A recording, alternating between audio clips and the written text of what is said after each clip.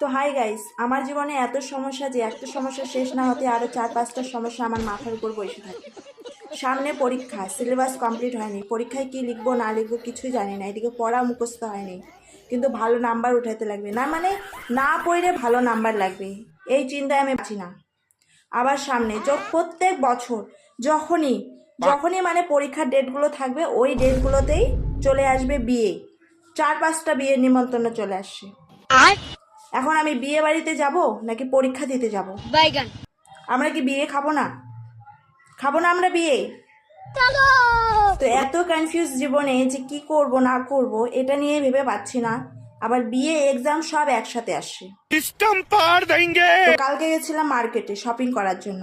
তো বাড়ির থেকে একদম লিস্ট করে নিয়ে গেছিলাম যে কি কি কিনবো কি কি কিনবো না, কিন্তু মার্কেটে গিয়ে দেখছি আলাদাই জিনিস। যা ভেবে গেছি সেটা কিনবো না মার্কেটে যে আরো নতুন নতুন ডিজাইনের ড্রেসগুলো বেরিয়েছে সেগুলো কিনবো। এত জীবনে কনফিউজ যে 4-5 ঘন্টা মার্কেটে ঘোরার পর অনেক কিছু কিনে নিয়ে বাড়ি আসছি, কিন্তু বাড়িতে এসে দেখছি আমার কিছুই পছন্দ হচ্ছে না।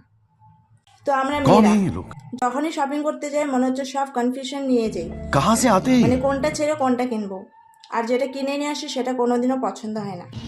তখন মনে হয় যে অন্য কিছু কিনলেই হতো।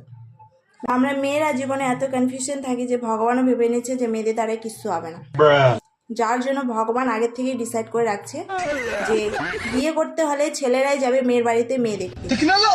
কারণ মেয়েরা যদি যেত বিয়ের জন্য ছেলে দেখতে তাহলে কি বলতো জানেন, যে এই কোয়ালিটির আর 4-5টা ছেলে থাকলে দেখা।